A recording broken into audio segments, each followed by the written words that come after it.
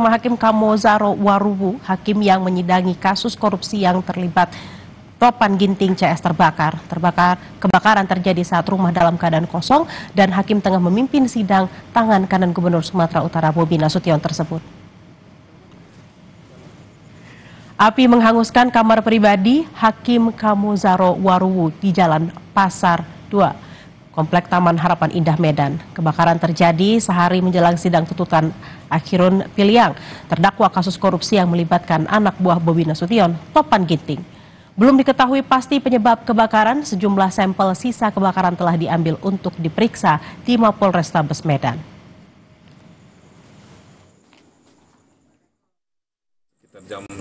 Mau jam setengah 11 tadi saya masih sidang, tiba-tiba saya dihubungi bahwa ada kejadian di rumah. Cuma waktu dihubungi saya nggak angkat teleponnya karena saya sedang sidang. Saya bilang saya lagi sidang. Lalu saya di chat bahwa informasi rumah sedang terbakar. Sehingga akhirnya saya tutup sidang, saya langsung pulang naik sepeda motor dan sama-sama di sini. Ternyata udah rame orang dijebol pintu untuk pemadaman kebakaran. Nah, ternyata yang terbakar tuh kamar utama. Kamar utama dalam tempo sekitar 1 jam habis semuanya.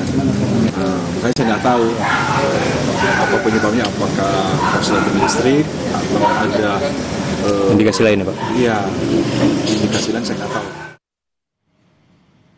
Tim gabungan Polrestabes Medan bersama Polda Sumatera Utara hingga kini masih menyelidiki penyebab kebakaran yang terjadi di rumah Hakim Pengadilan Negeri Medan.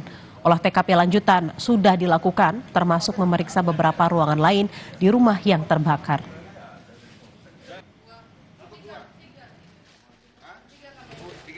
Namun demikian, sekarang posisinya kita lanjutkan untuk olah TKP lanjutan bersama dengan Inavis dan bersama dengan tim laboratorium forensik.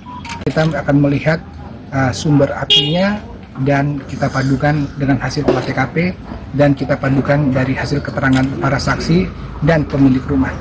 Nanti apabila sudah selesai hasil olah TKP, nanti apabila sudah ada hasil dari laboratorium forensik dan sudah kita komplit dengan hasil keterangan tambahan lainnya berdasarkan investigasi mendalam, kami akan segera tentukan hasilnya dan akan kami sampaikan selanjutnya. Sementara itu Mahkamah Agung dalam konferensi persnya menyatakan sepatutnya dalam menjalankan tugasnya hakim dijamin keamanannya oleh negara. Dan untuk menindaklanjuti kasus yang menimpa Hakim Kamozaro Waruwu, pihaknya telah berkoordinasi dengan Kapolda Sumatera Utara dan Mabes Polri untuk memastikan keamanan hakim dan seluruh keluarganya beserta seluruh aparatur Pengadilan Negeri Medan.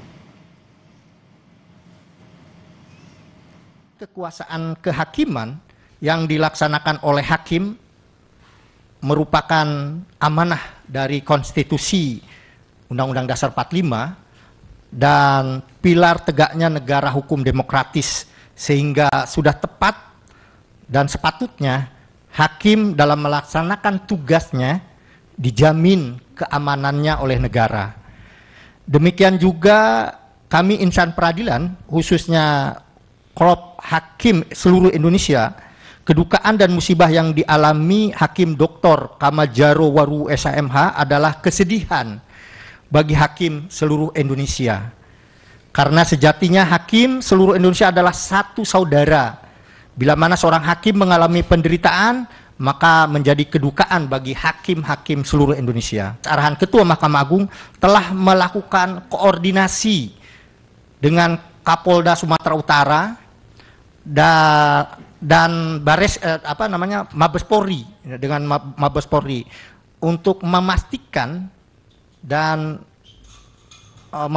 untuk menjamin keamanan Hakim Dr. Kamozaro Waruwu SHMH dan keluarganya serta seluruh aparatur Pengadilan Negeri Medan. Kebakaran terjadi di rumah hakim hanya sekitar 30 menit dari sidang kasus korupsi pembangunan jalan di Sumatera Utara. 2 terdakwa dituntut 3 tahun dan 2,5 tahun penjara karena menyuap 4 miliar rupiah kepada mantan Kepala Dinas PUPR Sumatera Utara, Topan Ginting.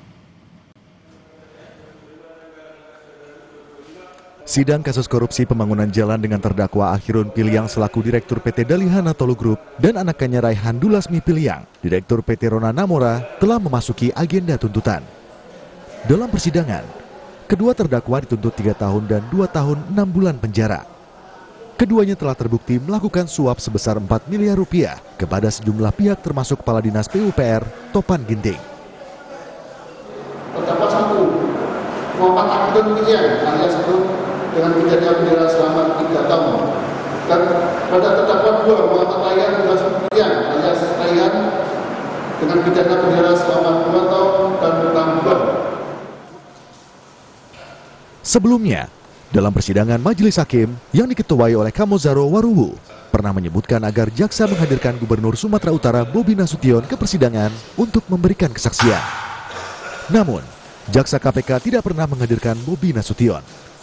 JPU memastikan belum ada kaitan gubernur dengan kedua terdakwa, sehingga belum perlu dilakukan pemanggilan. Ya itu kan seperti yang di persidangan, memang kita menunggu dari ternyata memang tidak ada kaitan kata majelis hakim, sehingga belum perlu dilakukan. Dengan telah dibacakannya tuntutan oleh jaksa KPK, sidang kasus korupsi pembangunan jalan di Sumatera Utara ini akan kembali dilanjutkan pekan depan dengan agenda pembelaan dari kedua terdakwa. Tim Liputan, Kompas TV.